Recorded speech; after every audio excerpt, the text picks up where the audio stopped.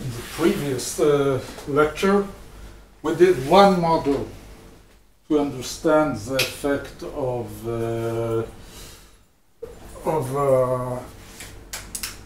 repetitive potential on the behavior of electrons. That was a nearly free electrons. We assumed that it's relatively weak. We can start from the point of free electrons and treat it as a perturbation, and we saw that the main effects there are at the Brillouin zone boundaries, where it removes degeneracy and we get gaps. And our conclusion was we have areas of energies that are accessible to the electrons, which is the bands, and areas where we have gaps. Today we will actually go and do the same physics, but with a totally different model, actually with a model that is conceptually exactly the opposite kind of starting point, not from free electrons, but from electrons that are bounded to atoms. And after some work, we will see that we get basically the same result. Although we'll get some interesting insights during this process. One of them, for example, that the mass of an electron in a band could be completely different than the mass of a free electron. We'll see what a mass means there. And in some sense, it's the first model that you see how emergent properties of particles come out of their interaction with the environment. Okay, so what is our starting point for the tight binding? It's just a single electron, a single atom in space.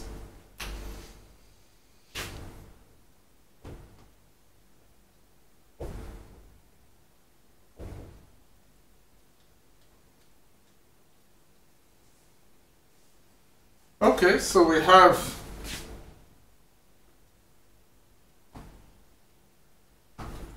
a Hamiltonian of an atom.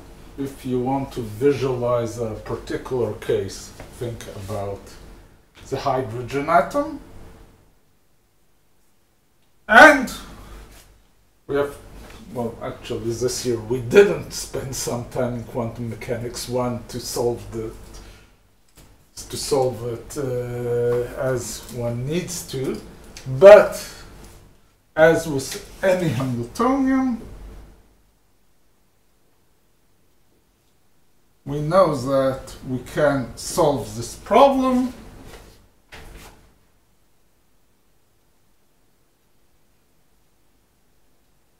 and using the Schrödinger equation we get eigenfunction and eigenvalues of this problem. Of course, you know that it actually is NLN, so on and so forth. At the moment, it's enough that I enumerate the solutions. I may have a series of solutions of the atom. Okay, so what's a perturbation? Well, this guy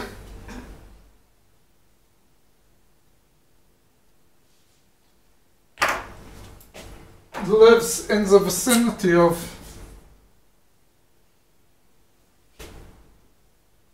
other atoms.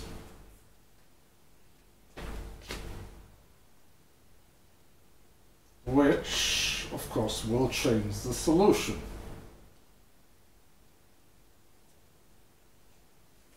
So now we rewrite the Hamiltonian.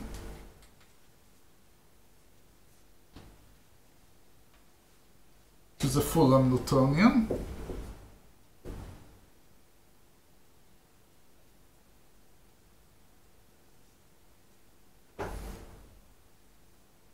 which is the sum of the influences of all other atoms. Yeah, on one hand, if they're far enough, the influence on the region of this atom is quite small. On the other hand, they are not weak necessarily.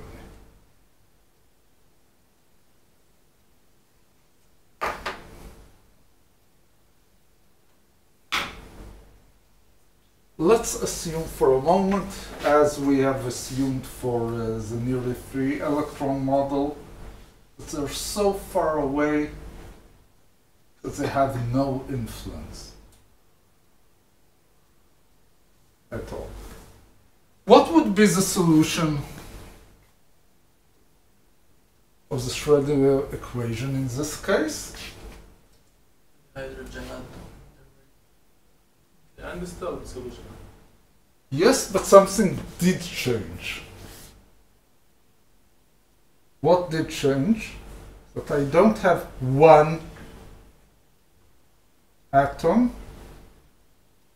I have n atoms. I have actually an infinite number of atoms around it.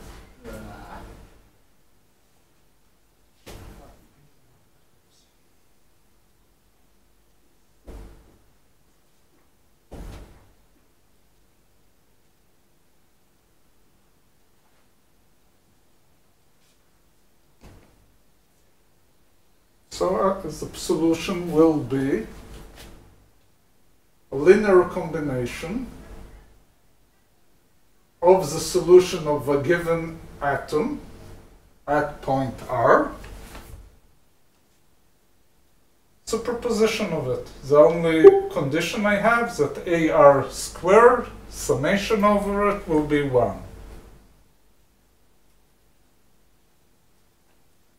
Or if we want to write it down a different way,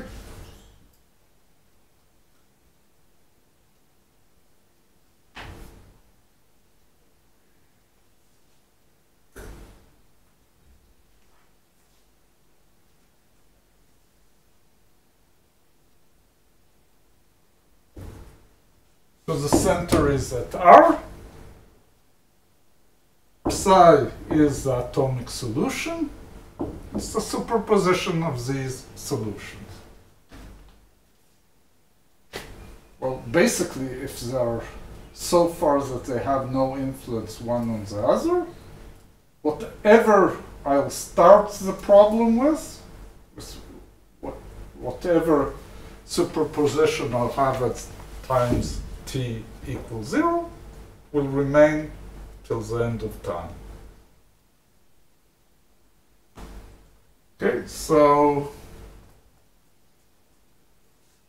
in a sense, that's the equivalent to the nearly free electron when the potential is 0. Here the potential is 0 in the meaning that it doesn't change the solution of a single atom, and all that it changed is that you have such solutions distributed in space in the lattice points.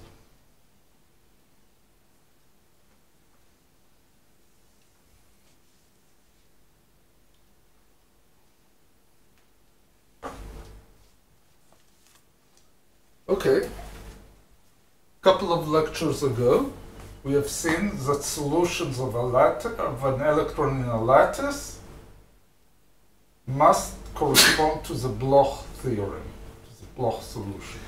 What does the Bloch solution tell us?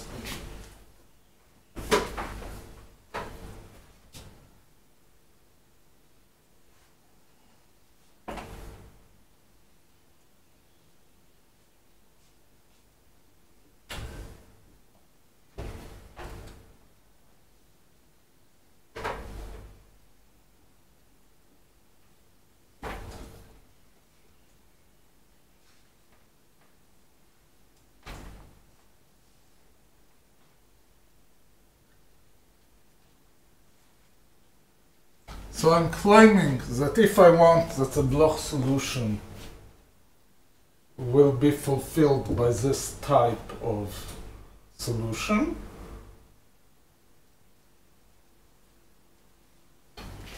I must take AR as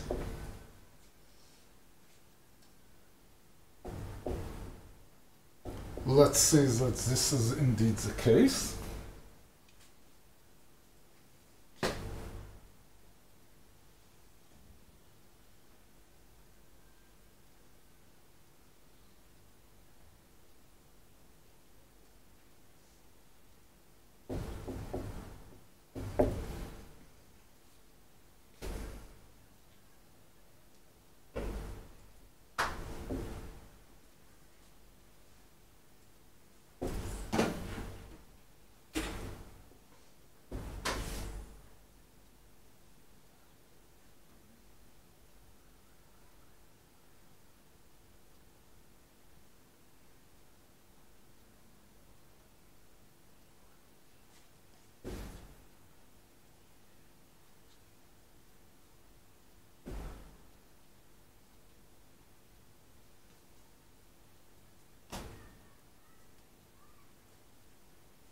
I'll just write this solution for R plus the vector, the lattice vector, and write down AR according to what the solution that I suggested here. Okay.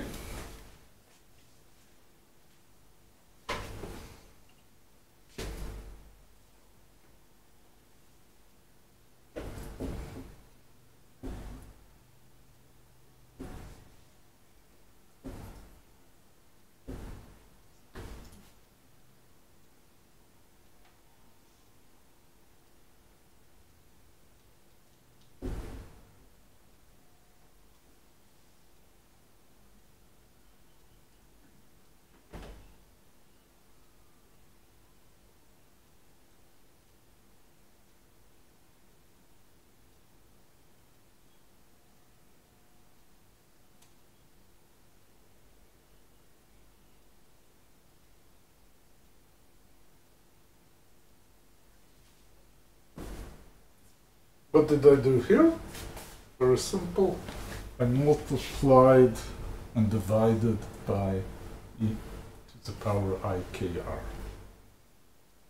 Since I'm not summing on r, only on r prime, I'm allowed to do it.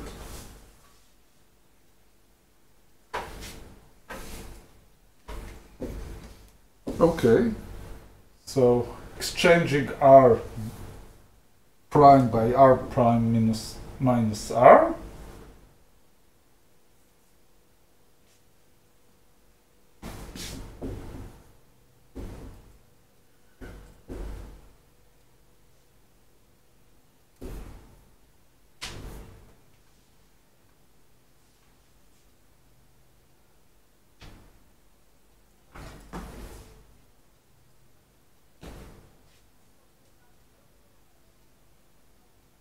Because this guy is exactly the definition of psi r.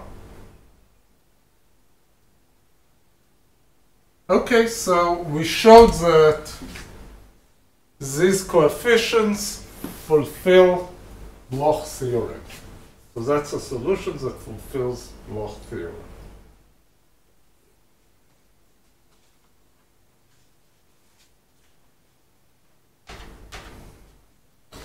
Okay, very nice, but I didn't treat this guy at all. I just put in the symmetry and didn't touch any change due to the change in the potential. Conceptually very similar to the nearly free electrons where we put in the symmetry but didn't touch at all the potential. So here it's the same. I took into account the symmetry, but I'm continuing to work with the usual atomic solutions. And if they are so far that they don't fill, that is the solution. Yeah?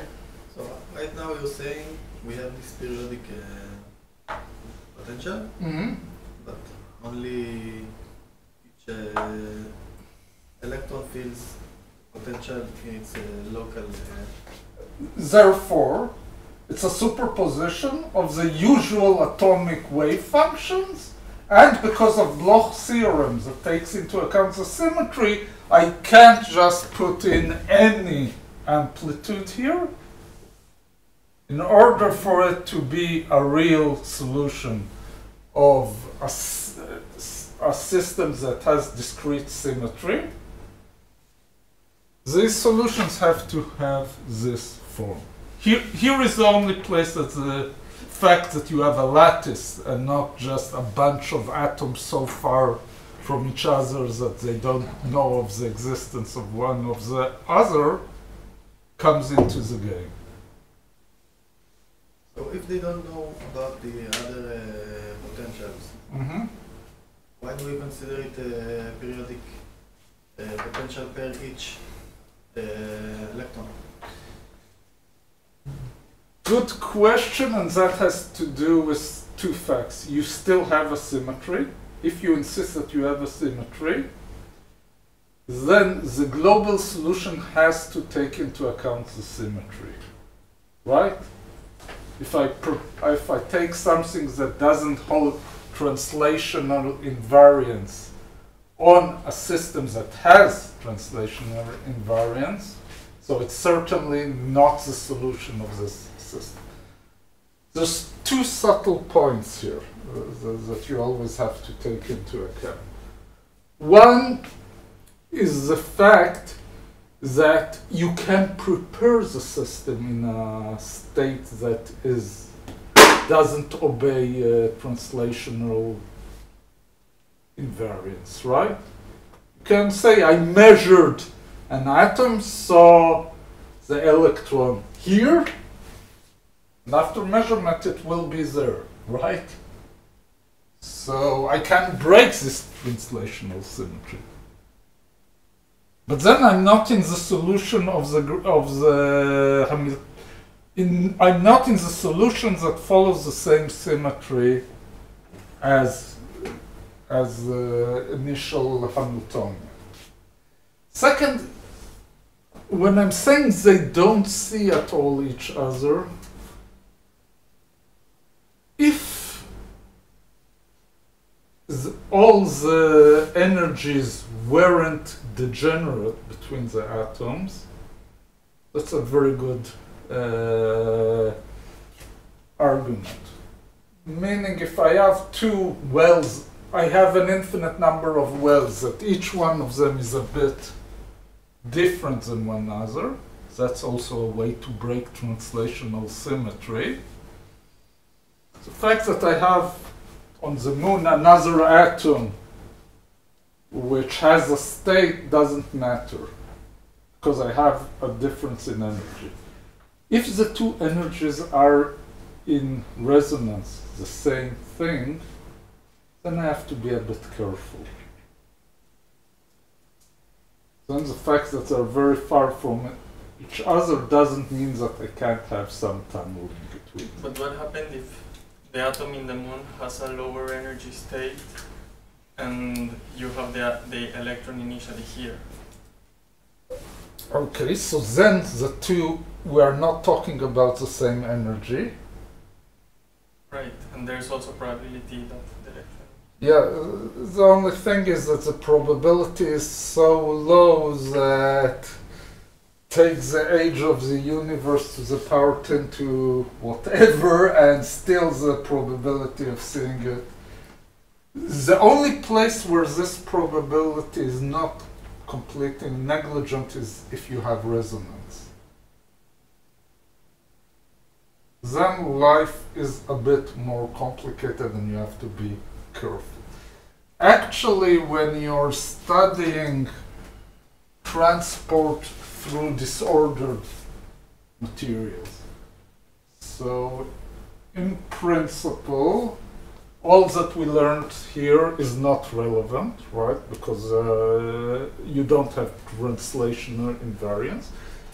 But if you'll try to understand, nevertheless, what happens for this system,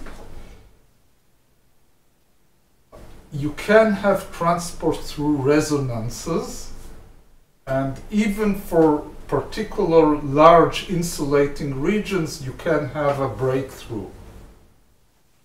The best example for this type of phenomena is actually if you're doing light or microwave transmission through a disordered region. So if you look what happens as function of the wavelengths or the frequency, you'll see that the transmission is extremely low for most frequencies, but then you have a few resonances. And these resonances are the lucky cases where this resonance actually hit a state here and a state here and a necklace of states through the material and went through. And in the case of, like, they care about impurities of the material, or they don't care? Well, impurities is an example that breaks symmetry. It's a whole field of research of transmission or conductance through disordered systems. A lot of interesting effects there, a lot of statistics, a lot of... It's a very good illustration of cases where rare configurations suddenly have importance at given frequencies or cases. So something very non-Gaussian. It's not just there's small fluctuations, there's huge fluctuations. Transmissions through these systems could be fluctuations of order 10 to the 10. You have something that doesn't transmit effectively nothing, and suddenly you can hit a frequency that it's almost transparent. These are very rare frequencies, but if you hit them, it happens. Okay, so that's a bit broadening of what we're doing. Here we're considering the case that it all is ordered, and we have to follow the Bloch theorem. In the usual curriculum, I would have spent an hour and a half on a few things to do with what happens if I have disorder in these samples, how it changes the properties of transmission, conductance, and so on. Sorry, this year it won't come into... You have to take into account scattering process. I didn't take scattering. Scattering is basically a way to treat the fact that it's not completely translation invariant in a perturbation type of treatment.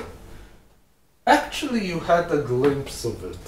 You remember that when we discussed Bragg scattering, we discussed broadening due to movement of the atoms. That's example, and also from scattering from phonons. The mechanism is similar, although in this case the scattering is elastic. You conserve energy. Okay, as I said, it's a full.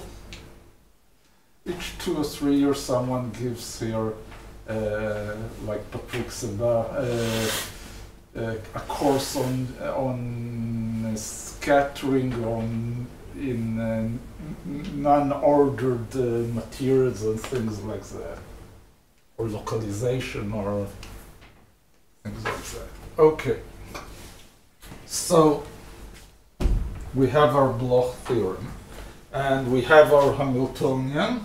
Now we have to solve it taking into account this guy.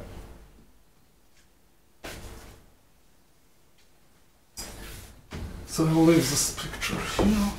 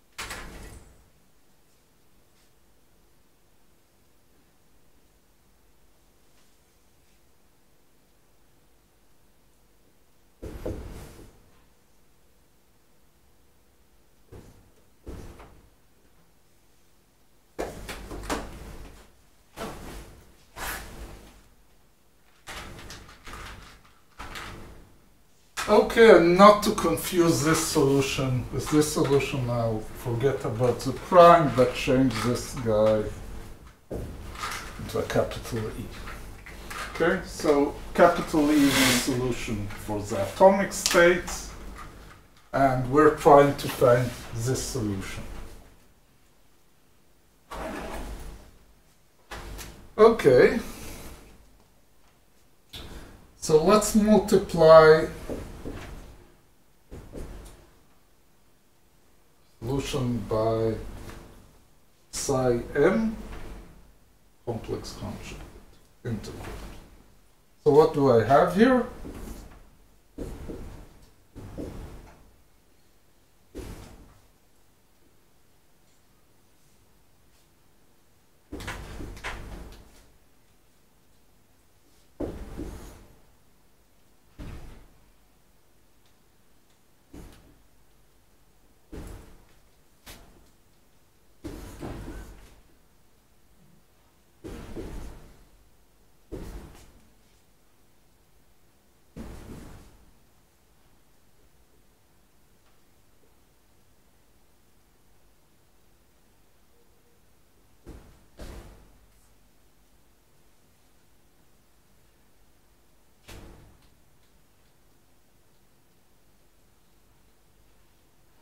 Okay.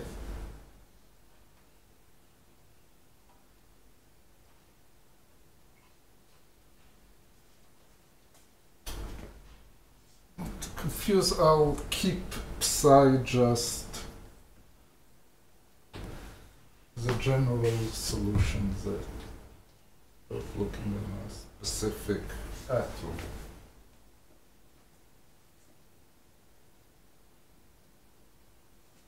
Okay.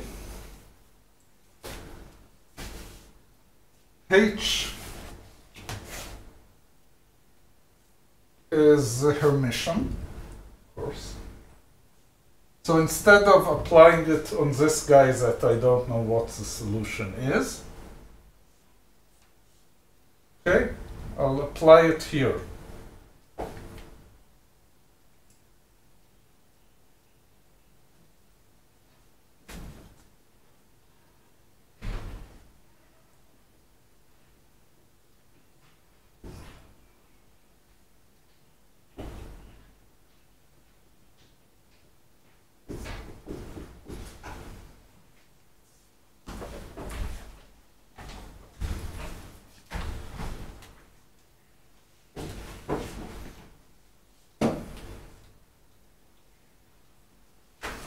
Okay, so now I observe that this part and this part are the same. So I'll rewrite what appears here.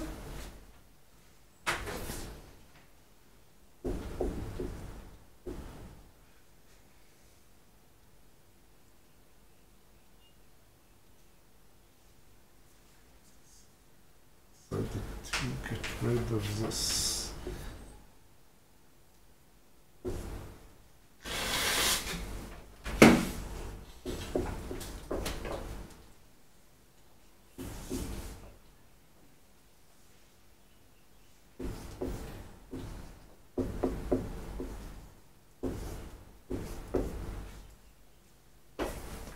Okay.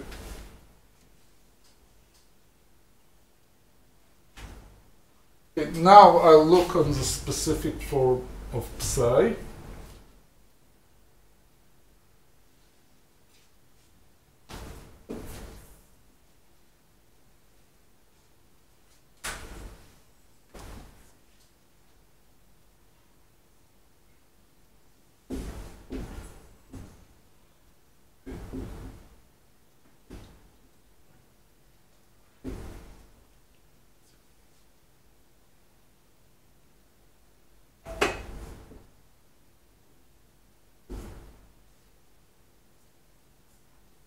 Psi m is the undisturbed solution? Psi m is This solution. this solution. Okay, it's the same guy up to a complex conjugate. Okay. To make life more interesting, although I'll get rid of it in a short while, there's no problem to stick.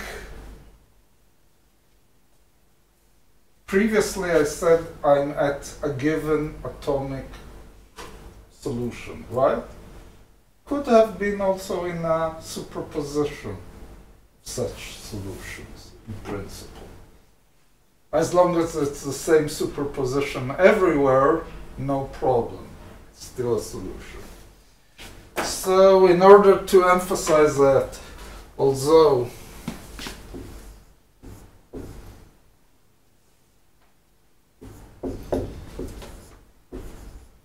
to make life easier later, I'll just discard it and put it in one of these levels. And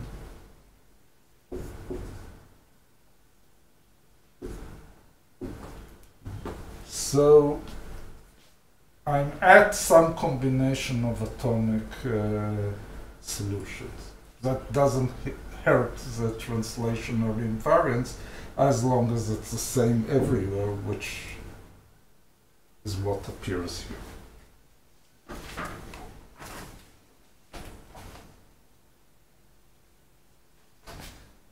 Okay. Take this guy back here and here. And I'm sorry, I want to keep it, so I'll get rid of this.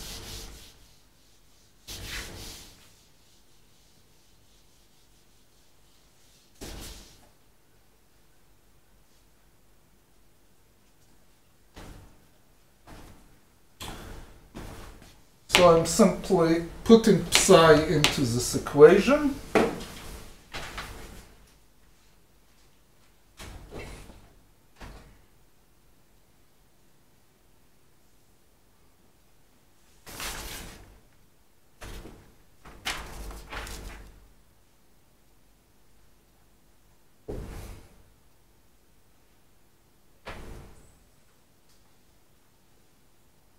And I'm putting here k. Why do I put a k here?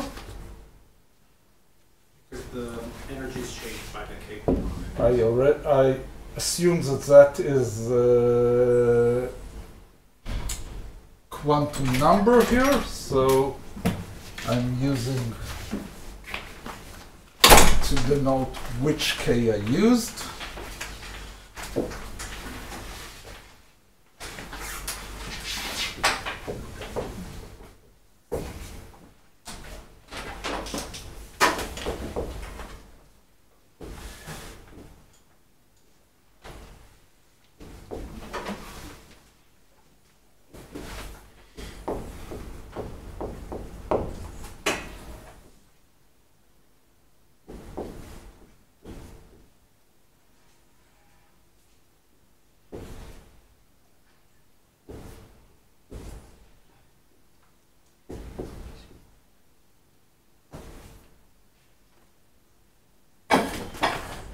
Okay, so what did I do? Just entered this solution here. Nothing more, nothing less. So I have the left hand, or the upper hand in that case. Look what I have for the second guy.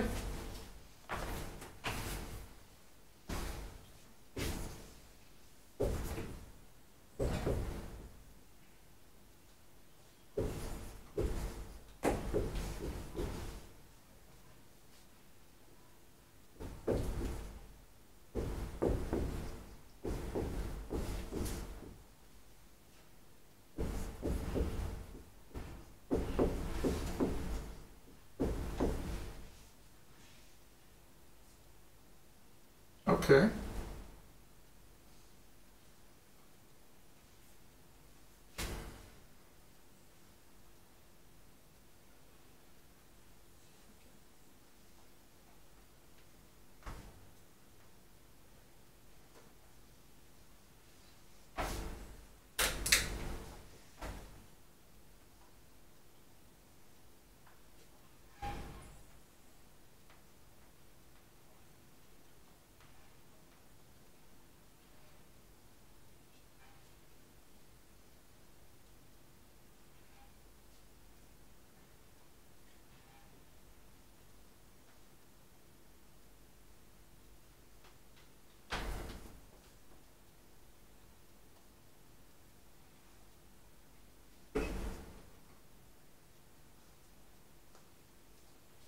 Okay, let's look a moment on what we have here.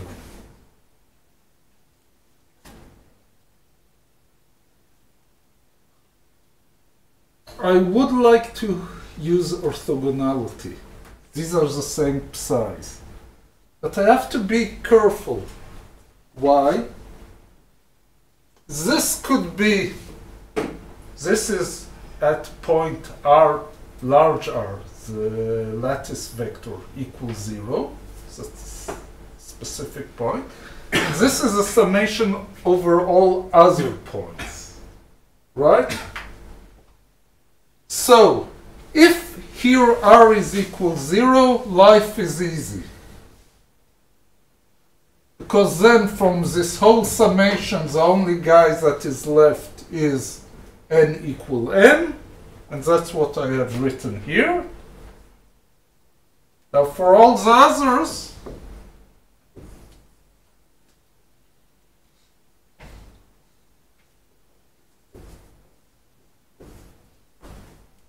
I'm still staying with this summation and summation over n, because there I don't have orthogonality.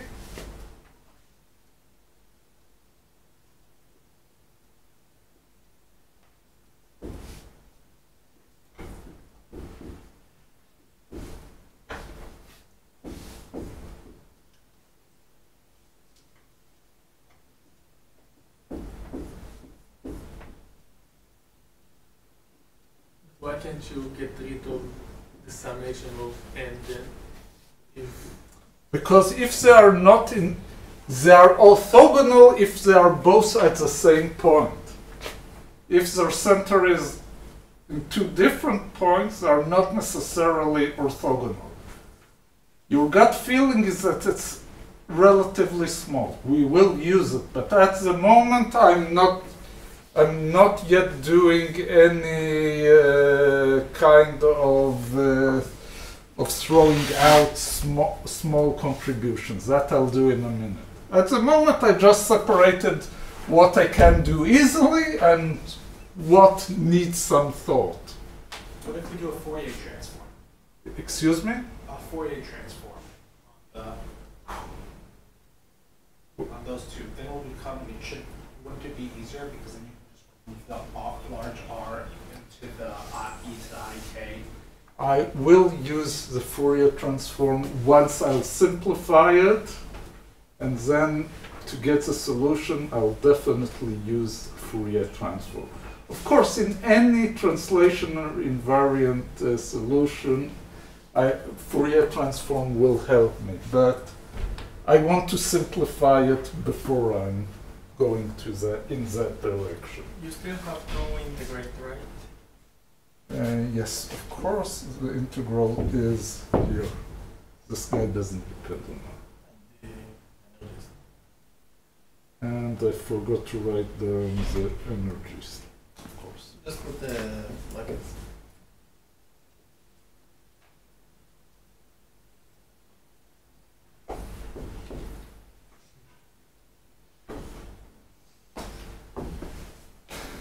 Okay.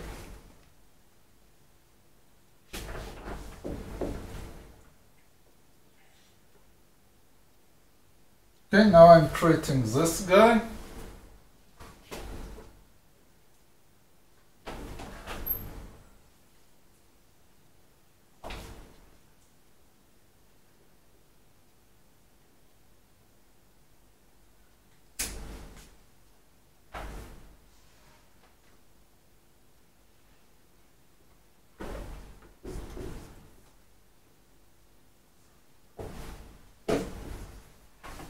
What happened to the EIKR?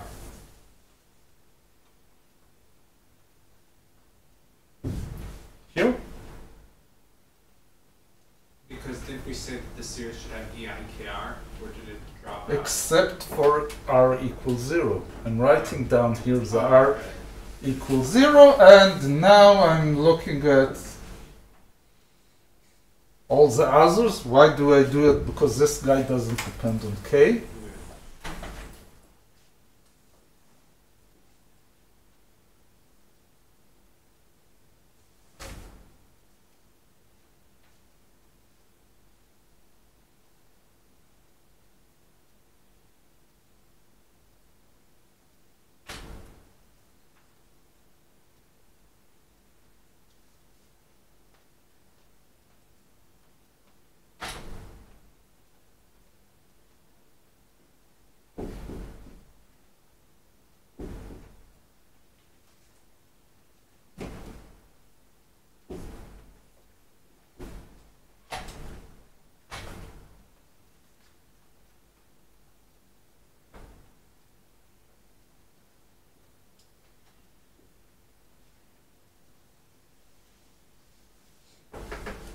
Okay, so all I did here is rewriting it, separating.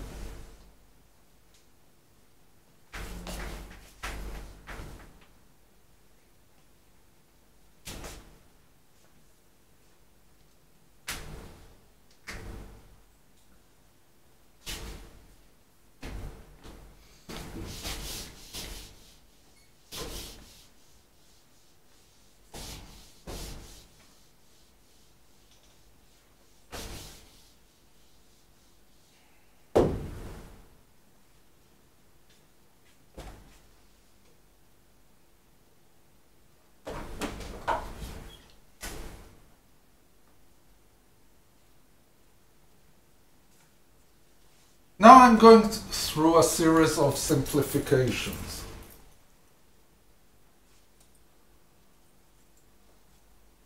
First simplification.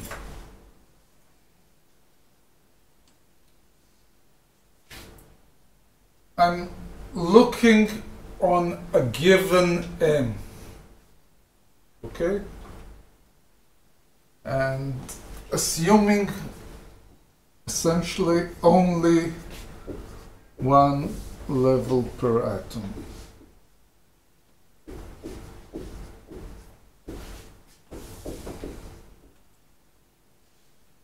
Therefore, I'm choosing to denote it n equals 0, doesn't matter, that's the notation, and therefore n is also equals 0. So I'm rewriting what's written here under this assumption. What is the logic behind it? Well, we know that for the same atom, if I'm looking on the M and N state, they are orthogonal. Now, where aren't they orthogonal? If they are sitting at two different points, but then I assume that the overlap is the largest if M and N are equal. Okay? And I assume that the main contribution of delta U on the atom or between two atoms, different points, is again the largest if it's on the same level. It's not. Sometimes for some physical effects I have to take into account states from different levels. It's not always that it's completely kosher to do it, but at the simplest level, that's what I'm doing. So,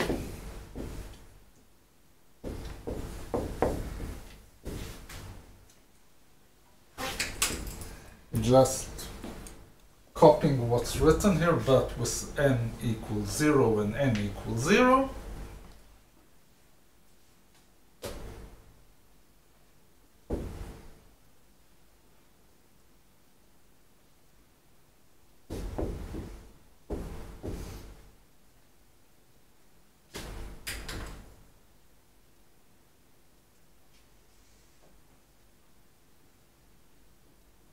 But no summation on n.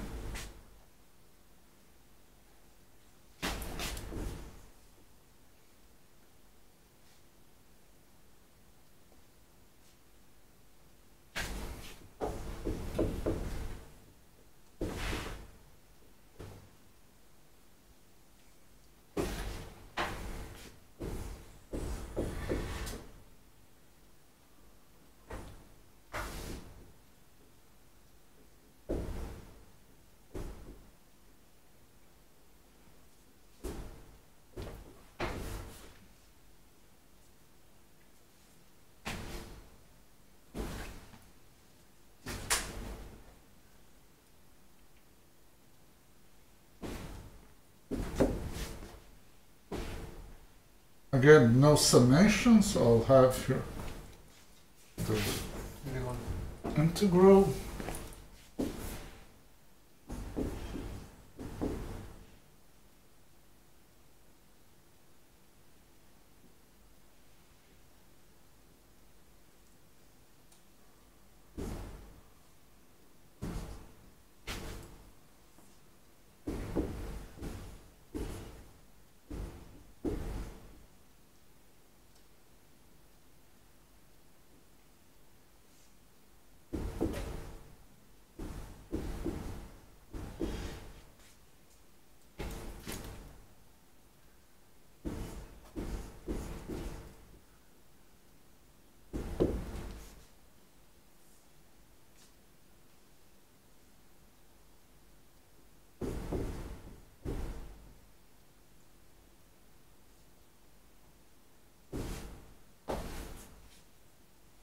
all I did is set m and n equals 0.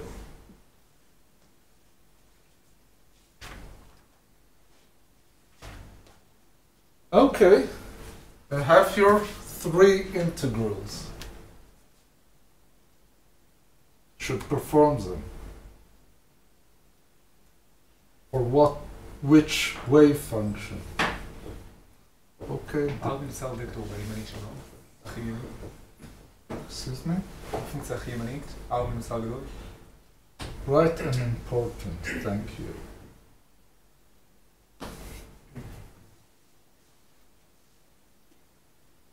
Okay, I have here 3 integrals. Psi is the atomic level. The result of this, and this integral depends on exactly the form of the lattice, right? Would be different depending on the distance, depending on the orientation. So to make life easier, I give them names and say, well, if you are considering a specific lattice, get these numbers out of an exact calculation of these wave functions, because these are the atomic wave functions, we have them. But I want to see here the general properties of this kind of models. So I don't care about the specific numerical value. Well, I care, but I don't want to be tied at the moment to specific numerical values. And I give them the names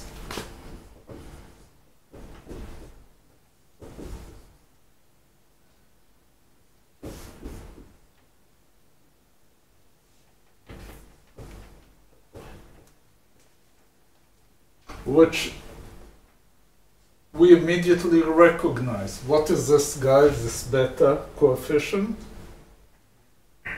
First order perturbation of the atomic wave function due to the potential of all other atoms in the game. Right? Now, the other guys I have to be a bit more careful because they depend on R.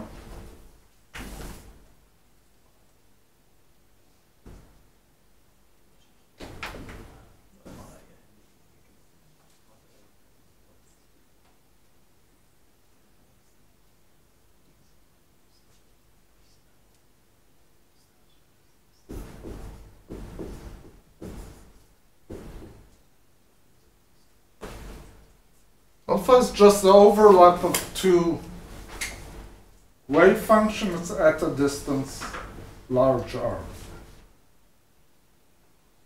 Okay, this integral changes for different points in the lattice, of course. And the third contribution that you could guess is gamma, which is the remaining integral.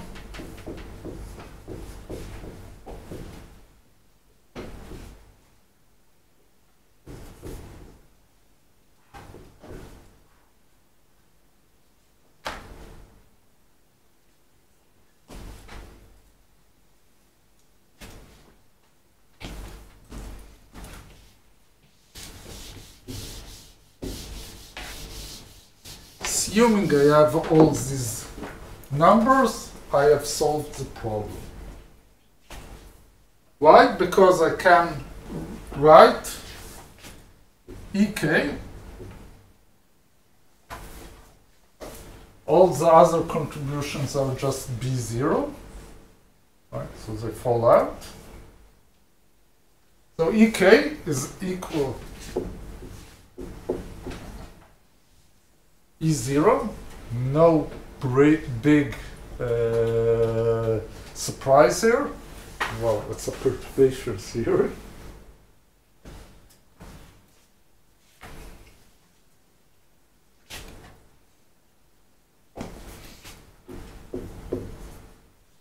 first order correction, it was shifted a bit by the potential.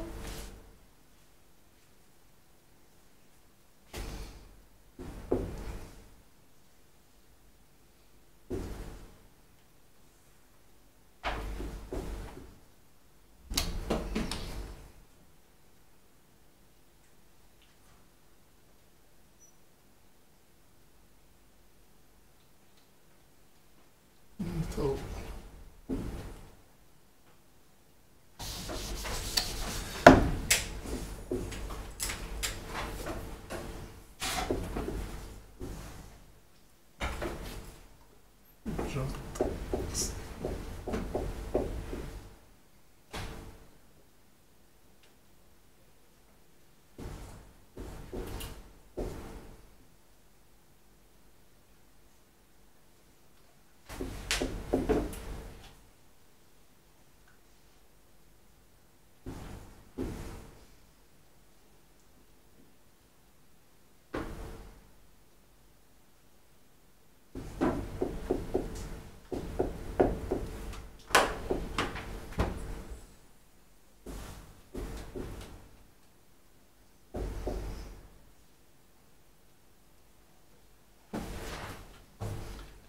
okay, Isn't it E0 plus?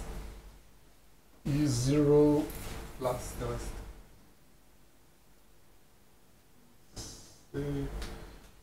took E0 here, and I had EK1 plus this guy, which I called alpha, therefore I have this guy here. Yes, there is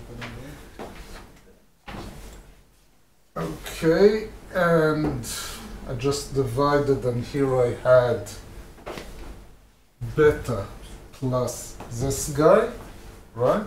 And I divided this, then it's this guy, and then I just transferred plus.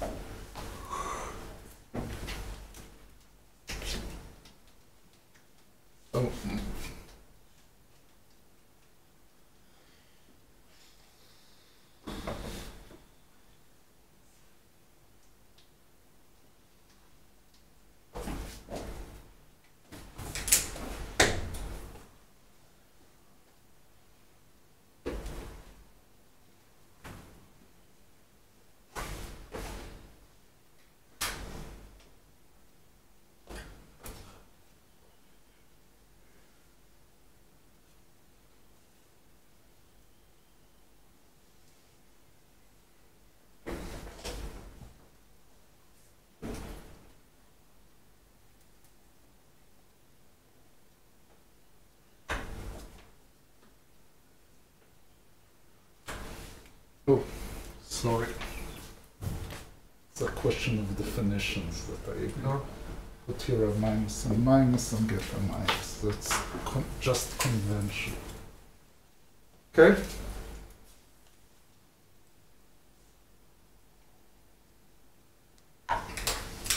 Still too complicated.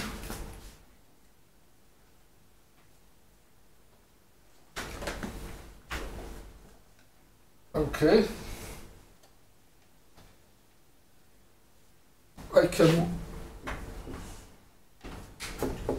I have some symmetries here.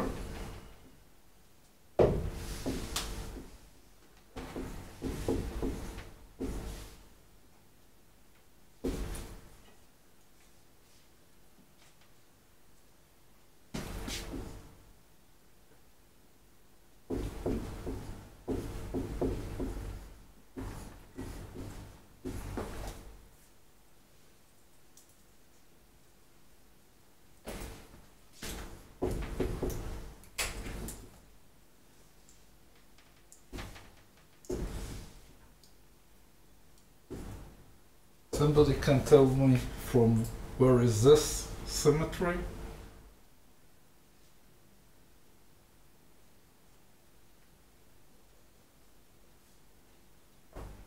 Quite basic in quantum mechanics.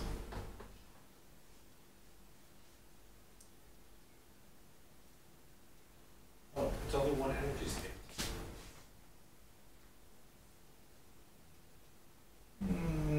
No, the number is not important. Radial symmetry, it doesn't It- depend on it- the it- angle. Well, there's no angle here, but Exactly. but the deep reason is it's a bounded state. Bounded states are always real. For the same reasons that you have no momentum of a bounded state, because it doesn't go anywhere, it has to be real. Okay, I take into account all these symmetries, and if I assume only nearest neighbors,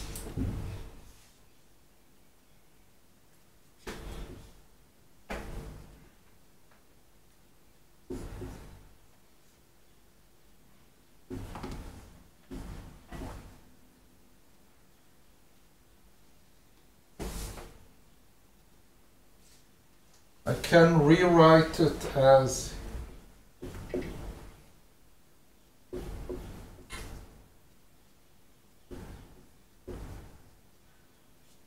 this is a small correction. So I assume it's only one here.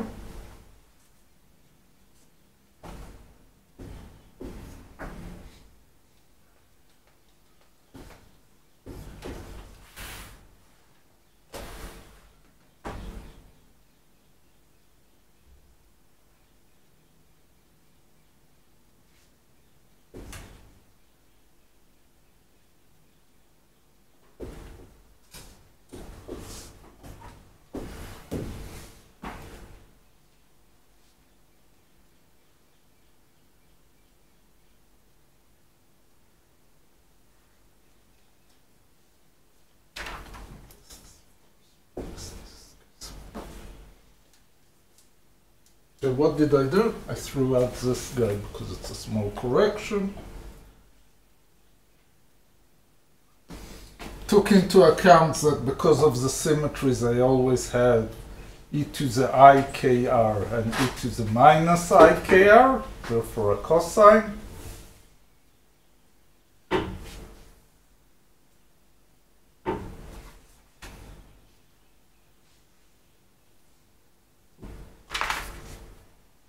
Let's look on a specific case which has all the beauty of the solution. Let's look on the solution for a simple cubic where I take only nearest neighbor.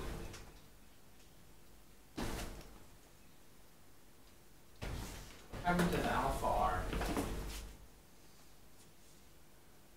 It's an additional correction, right? Yeah.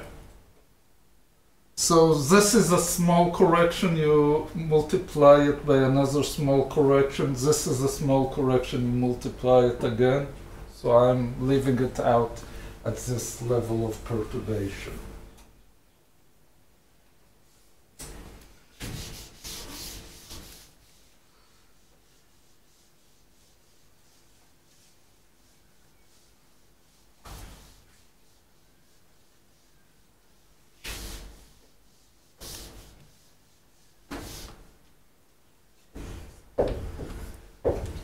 Let's go back to our good old friend simple cubic. But let's take it three-dimensional in this case.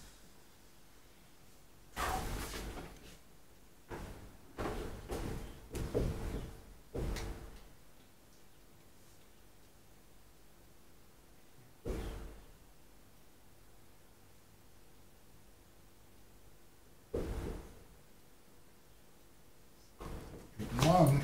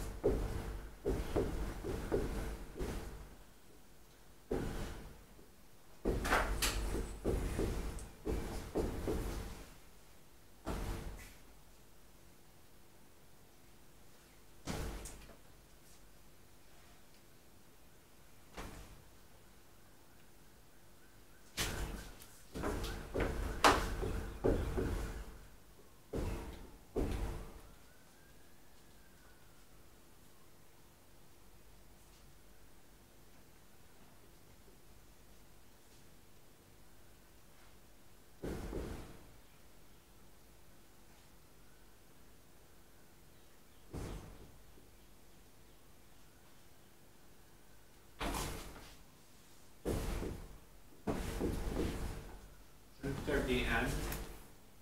Hmm? Shouldn't there be an N? That's like an N1, N2, N3 when you do K dot R. Oh, right.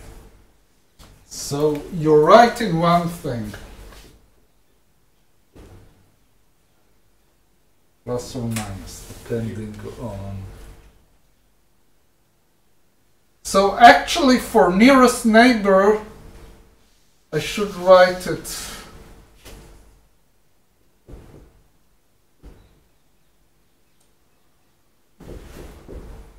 This is clearer. It could also be 0. Now you remember that this R, although I was Oh, right, we a already said bit R doesn't equal 0. lazy here, not writing. Wait, does that mean it can't be? No, I meant it can be 0 on one of the axes. Like R could be 0 on the y-axis. Yeah, but I'm taking only nearest neighbors, right? So it will be N1, 1, 0, 0, or 0, 1, 0, or 0, 0, 1, plus minus for each case, right? I have 6 nearest neighbors. So I have 6 nearest neighbors, and these are the solutions for these 6. Okay, so let's write down explicitly.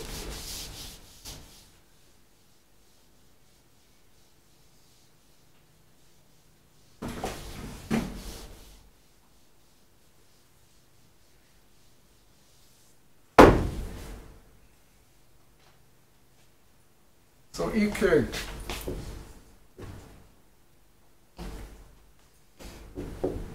Whatever was this level that I considered,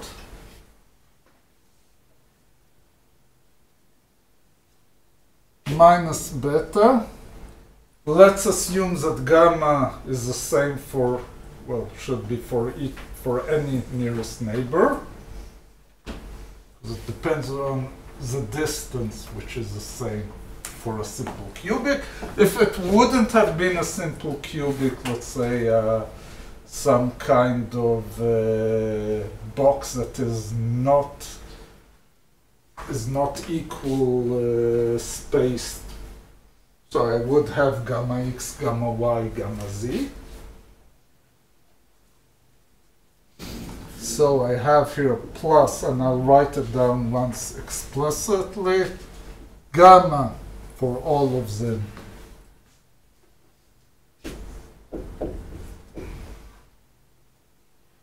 Did we take out this cosine? Well, I'm now writing down specifically that you'll one time see how this cosine emerges.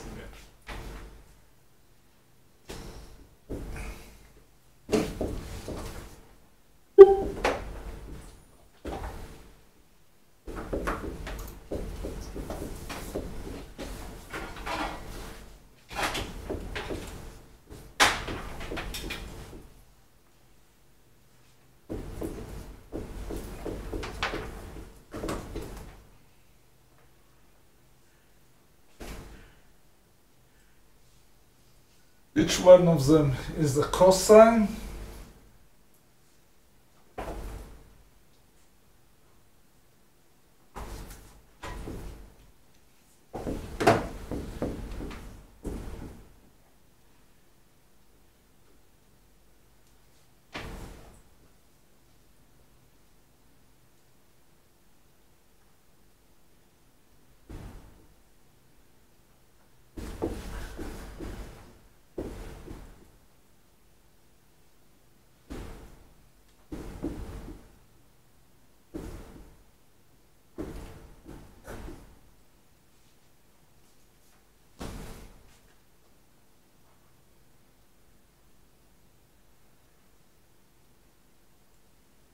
So what happened here? I had a level E0.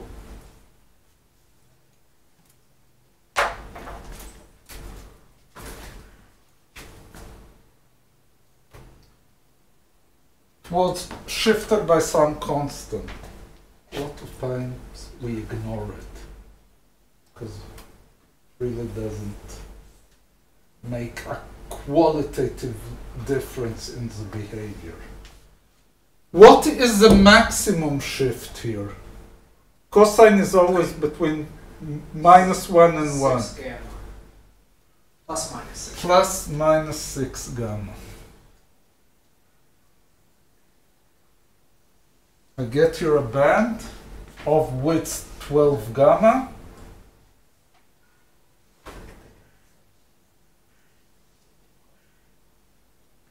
And all these states are allowed.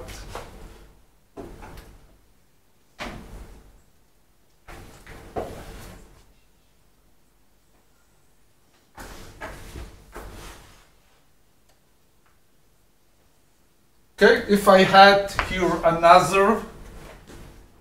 How could it be allowed? Hmm? Are they allowed? You can find here a Okay. k that will give me some value in between, right?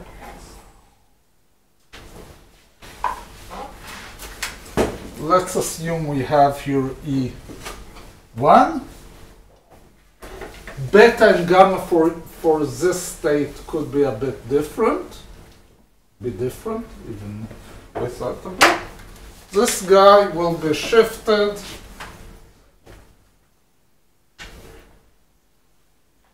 And that's the next band. It could be corresponding. 1 minute, and that's a gap. What I have here that I didn't have for the nearly free electrons is what you say, if the shift here or the gammas here overlap, so I close the gap. In real life, if I have something that is not symmetric, doesn't have this nice simple cubic structure, but different distances in x and y and z, I could have here cases where it's overlapping at one direction, but not in another direction. All this creates a lot of richness in the behavior, and people, crystallographers, metallurgists, people who study these materials, that's their bread and butter. It's a whole field that is called band structure calculations. Give me a material, give me its lattice structure, start crunching. If this is not exact enough, take alpha, take more than nearest neighbors. Sometimes it's relevant. But basically, most of the numerical solution for structure and properties of materials go back to this approximation. Okay.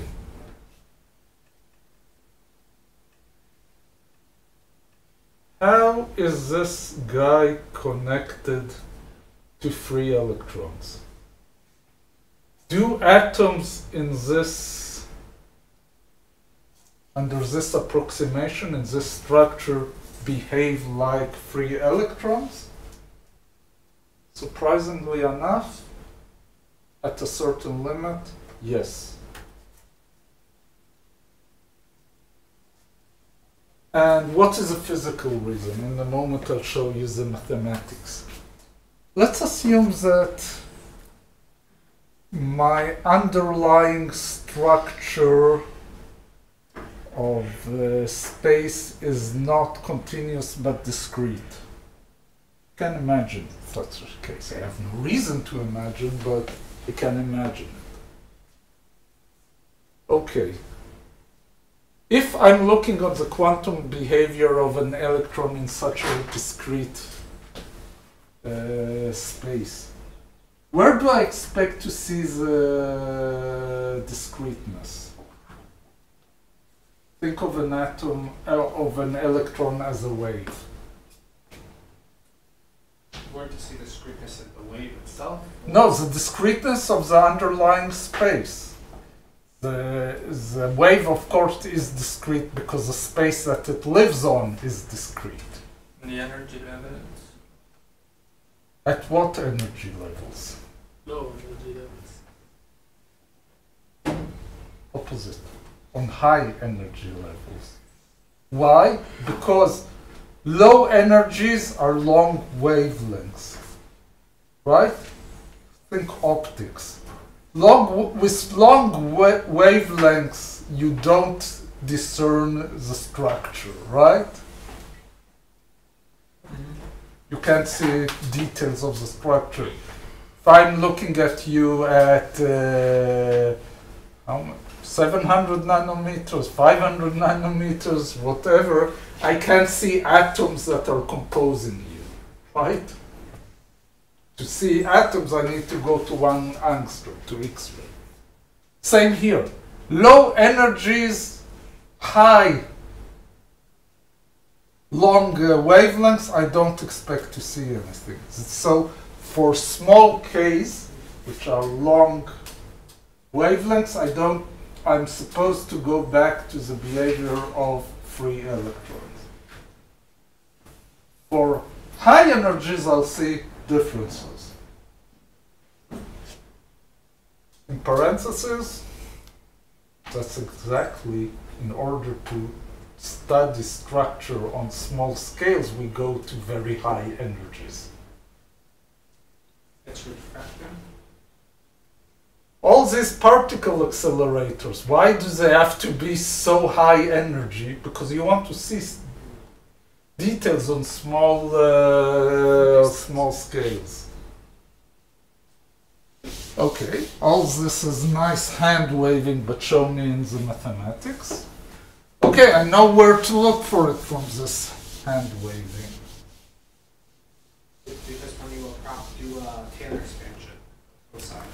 Exactly. I'll go and consider the case. Ka much smaller than 1. This actually determines the scale. K is 2 pi over lambda. As long as the wave length is much larger than my lattice size, I'm expecting to see a free electron behavior. Okay, let's see if we get it. So,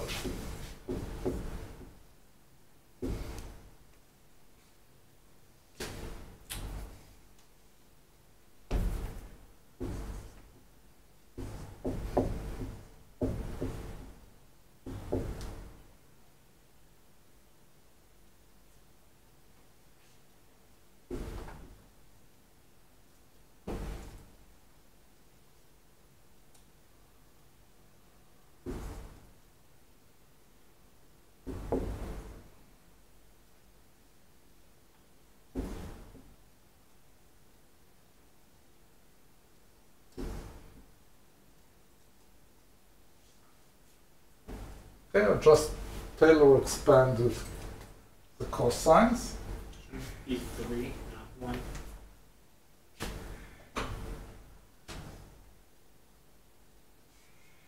Well, I have here just writing 3, of course.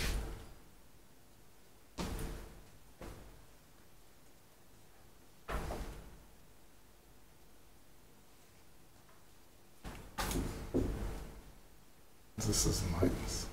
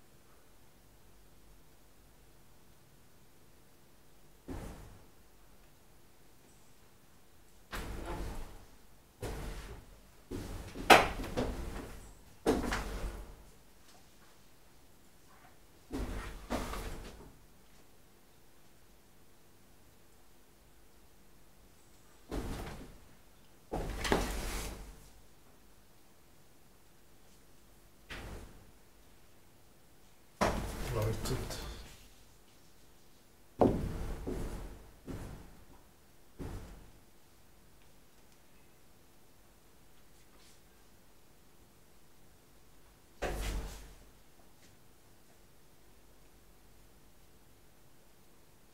it's of course a plus.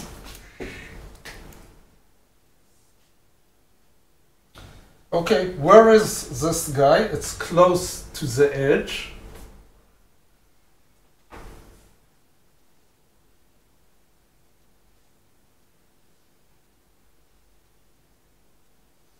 And what is this behavior?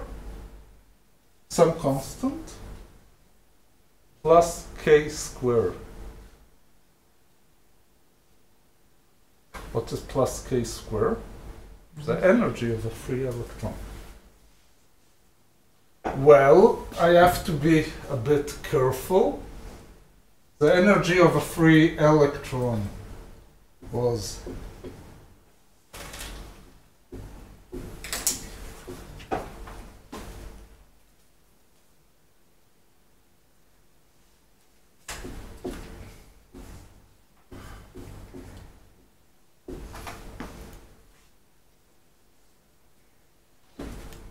We define the mass.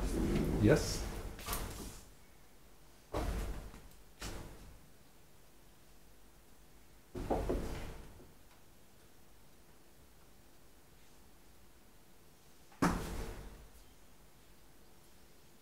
So I have a free like particle here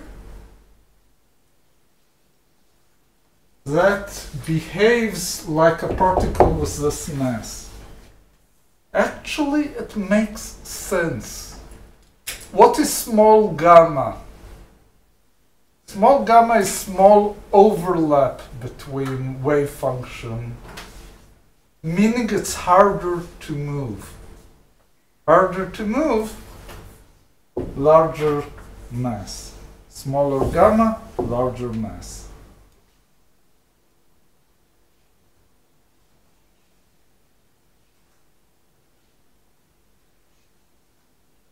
So basically, if I'm looking on the behavior of a system which is electrons in a lattice that are well described by the tight binding model, I'm expecting to see a behavior that is similar, at least for states that are close to the edge, to a free electron, but I have a renormalized mass. The mass already doesn't care so much about the original mass of the electron. It more depends on the behavior of the overlap between the wave functions.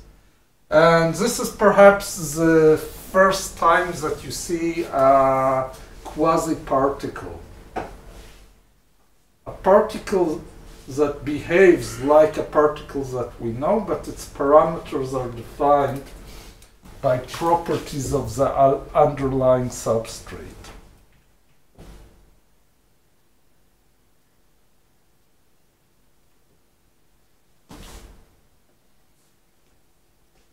Okay.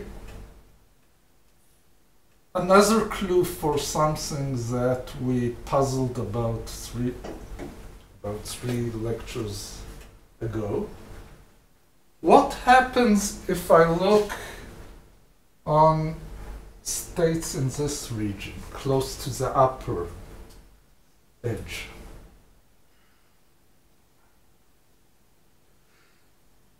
Then I can do a Taylor expansion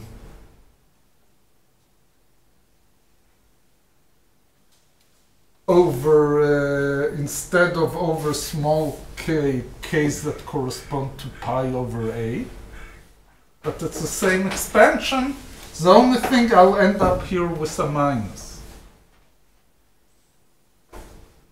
What does it mean? First time we are meeting holes. Because if I remove from here an electron, it will behave similarly to a particle with negative mass. No, if I put in, it's negative mass. If I remove, will be... Well, no, it will act because it's it's weird because technically it's the electrons that are moving. Each one's going to fill the hole. So the math would give us make it look like negative mass, but it's because it's particles with mass that are moving in the opposite direction. Okay.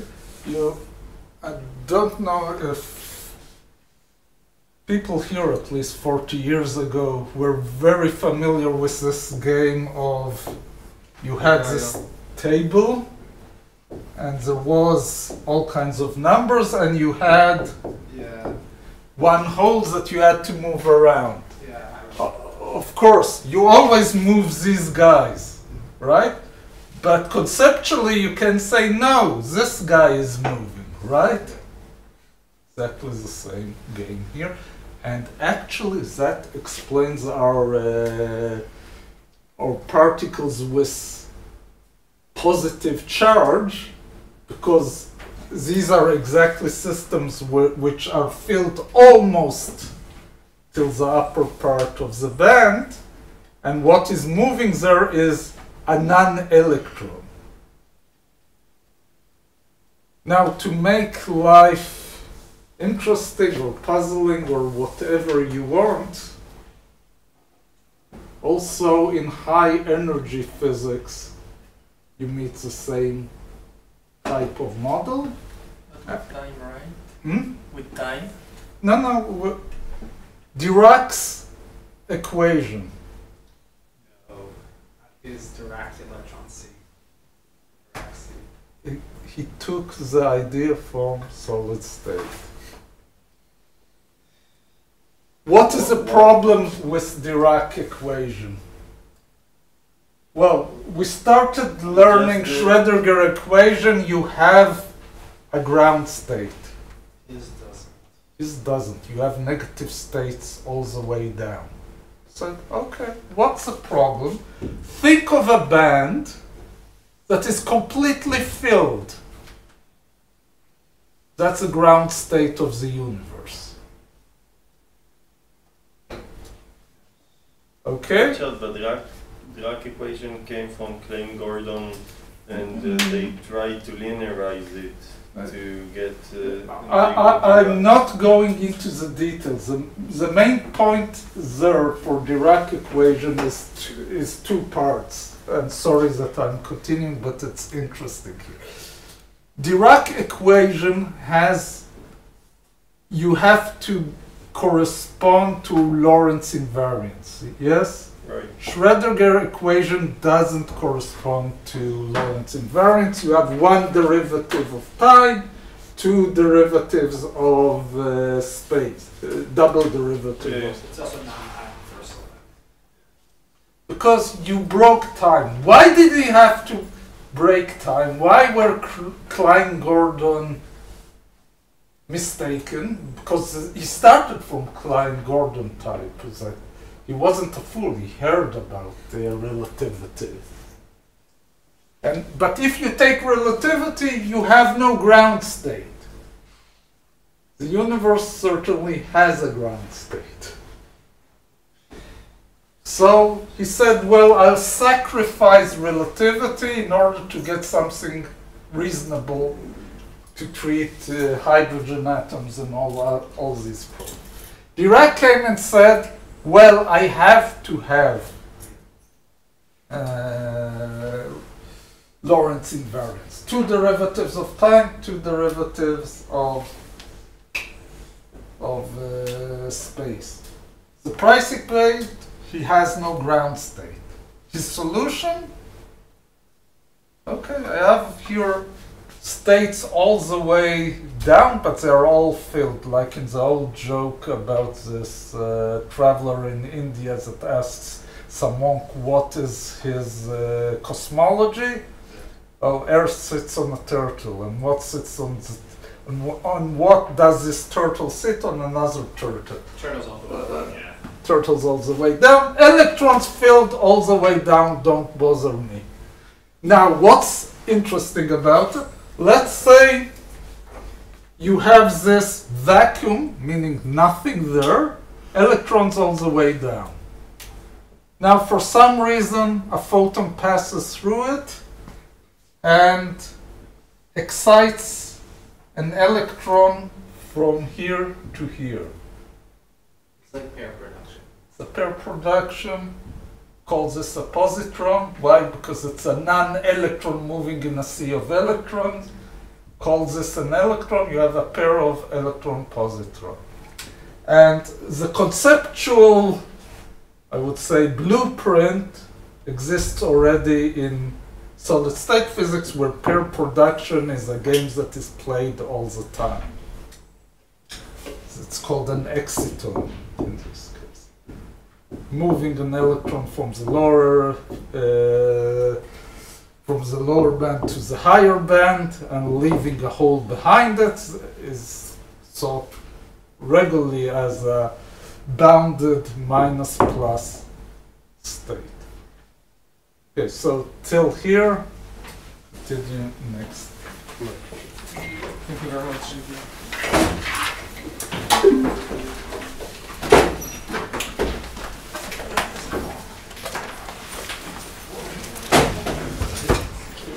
There's this funny, I was just reminded of this funny ACD comic.